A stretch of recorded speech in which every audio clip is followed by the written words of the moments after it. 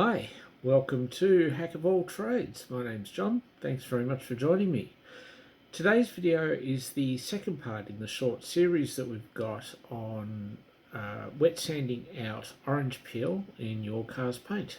In the first video we went through wet sanding out the orange peel. We used 1000 grit sandpaper to remove the orange peel, and then we used 1500 grit sandpaper to remove all of the 1000 grit sanding scratches. In this video we're going to progress on with that. We're going to start with 2000 grit to remove the 1500 grit sanding scratches, and then finish up with 3000 grit. Both of these are done on the machine rather than being done by hand. And then after we've done that, we'll hit it with the heavy cutters, as in polishing, to cut out all of the sanding scratches and leave the start of a nice mirror finish. We won't quite get to the stage of finishing it at this point. We need different lighting than I've got set up for this video. So in the next video we will take it a step further, and we will cut out all of the sanding scratches, and then we'll polish it up nice and fine. And I'll take lots of pictures while doing those videos under some fairly harsh lights so that you can see exactly what we're looking for when we're cutting out. Anyway, let's head down to the garage and get stuck into Aden's car. Okay, so I'm going to go over it now with 2000 grit. I'm using these pads. They're made by a company called SIA, SIA, and this particular brand of, or this particular model of pad is called Carat, as in diamond carat, C-A-R-A-T. SIA make a lot of other pads, and so do a lot of other manufacturers. These things are just fantastic. They cost about $25 a pad. But I'll get close to a whole car out of one pad. Some of the other SIA pads are reasonably good. They don't quite finish up as well, and they only cost about $2 a pad, but you only get one panel out of a pad. So you end up spending the same amount to do a car, so you might as well hunt around and find the SIA Carat and get a great finish. I'm using a random orbital sander for this. This is just a Festool random orbital sander. You don't want to use the Roops for something like this. The Roops has a wobble of about, I think it's about 13 millimeters, which to my mind makes it unsuitable for sanding. I don't know if that's really the case. That's just my feeling. Using something like a normal random orbital where you've got a wobble of, maximum of 2 millimeters makes it a lot easier to get into tight nooks and crannies, to my mind. So that's why I'm using the Festool for this. Just using it on a very slow speed, about 1.5 out of 6. Yeah. So again, this pad's been soaking in water overnight, and so I'll just go over it and keep lubricating it with water. But this is fairly easy. Let the machine do all the work, no need to put any pressure on it. Yeah, and it leaves such a glorious finish.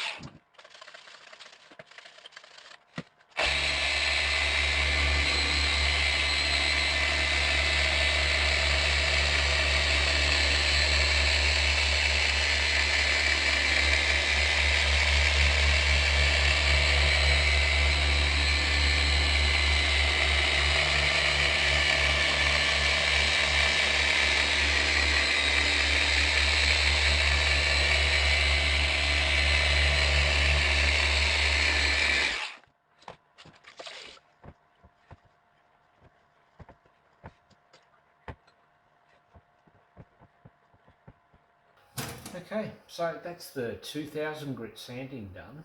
You can feel this, it is just so smooth, it's just like silk. Those sea carrot pads just leave an awesome finish. The surface of the pad, if you're wearing a pair of jeans just now, just rub your fingers along that. This pad is probably 10 times smoother than what your jeans are. That's just so. Now we'll get on with the 3000 grit. This is even smoother. It just feels like a cotton t-shirt, really. There's nothing at all aggressive about this, but it does leave a wonderful finish. You could stop at 2000 and then just buff out the 2000. It's certainly possible to buff out 2000 grit scratches with a heavy polish and a hard pad, but it's not easy, and I prefer to go the extra step, go to the 3000 grit, and then that just makes buffing real easy. So yeah. Having said that, I have tried going to 4000, and I even tried it on this car on another panel, and didn't find much advantage in going to 4000 before buffing out. So 3000 works well.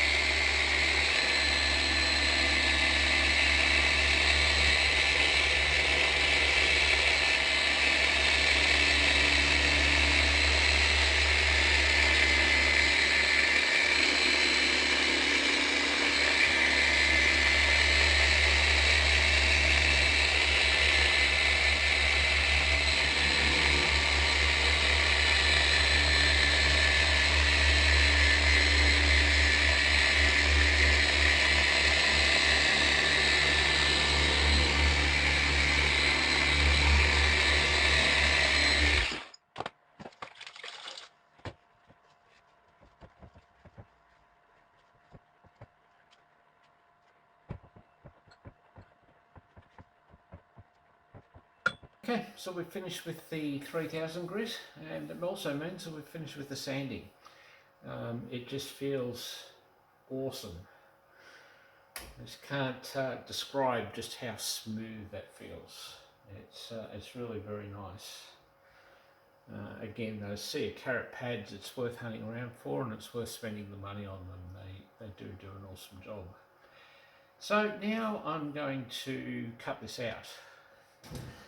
I'm just using the standard old roops. These things are fairly ubiquitous these days. Any polisher will do the job. Just ensure that you know what you're doing, especially if you're using like a rotary polisher. With these random orbital polishers, it's pretty hard to get into any trouble, but you certainly can get into trouble with a rotary polisher. So you know, I'd suggest that you only use those if you know what you're doing. I'm just using a final inspection microfiber pad on this, and I'm using final inspection cap heavy polish. Probably not the heaviest cutting combination around, but it is effective, and I've been using final inspection products for years, and just stick with them because I know that they work, and I know how they work, so stick with what you know. Important to give the polisher a really good shake before you use it. Now, the biggest mistake I see people do when they polish is that they try to cover too big an area in one go, and you're just not going to get anywhere by doing that. The heavy polish has cutters. In this case, I think they're shaped like a pyramid with very sharp corners on them. It doesn't take much to knock those corners off, in which case the cutter becomes all of a sudden a whole lot less effective. And if you keep using it after all the corners are taking it off, then all you're doing is pushing polish around on the panel without actually doing any cutting. So, use a bit of polish, do a small area for a short time, wipe it off, put another load on and do it again. I would expect with this 3000 grit and using the pattern polish combination that I've got, that it'll probably take me 3 passes to completely remove 100% all of the sanding marks. Yeah, let's do it.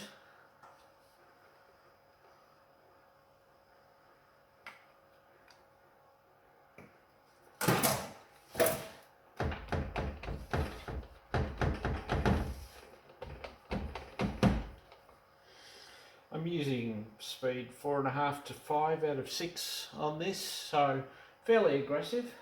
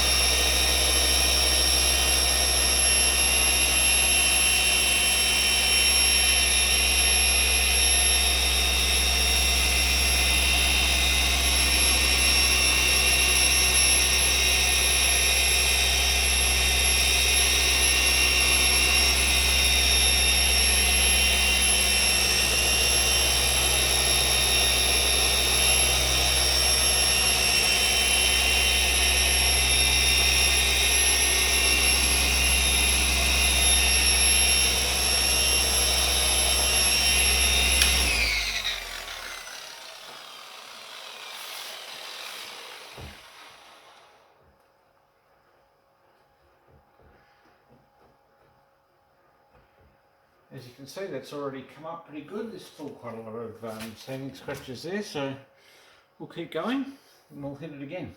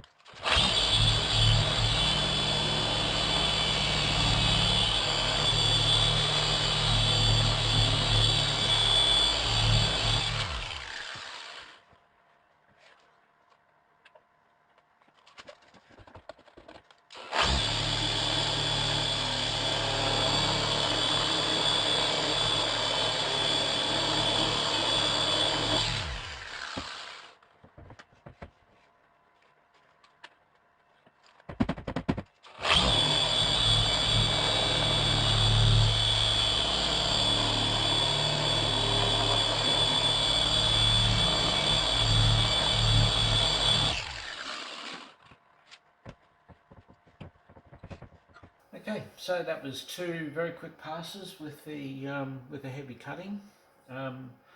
It's very hard to see in this light, and so that's why I'm not going to go any further at this point, but it's very hard to see in this light that I've only probably removed, I estimate, about 90% of the sanding scratches. If we were to look under a much harsher LED spotlight, we would see some remaining scratches, and so that's why I'm not going to progress any further at this point. I'll do that in another video, and I'll set up different lights where I can set up a really strong spotlight and it will show that there still are sanding marks there. And I'll keep going until all of those sanding marks are gone.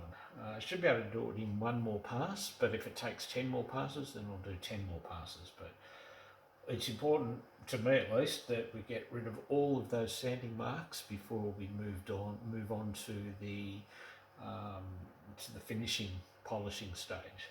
But as you can see, that is already looking really good. Reflections are really nice. I'm pretty happy with that. Still some sanding marks I can see around here. It's a bit cloudy there, but that's okay. Like I said, in the next video, I'll go much deeper into actually cutting and finishing up polishing. Okay, that's all for now. Thanks very much for watching, and I'll see you next time. Bye for now.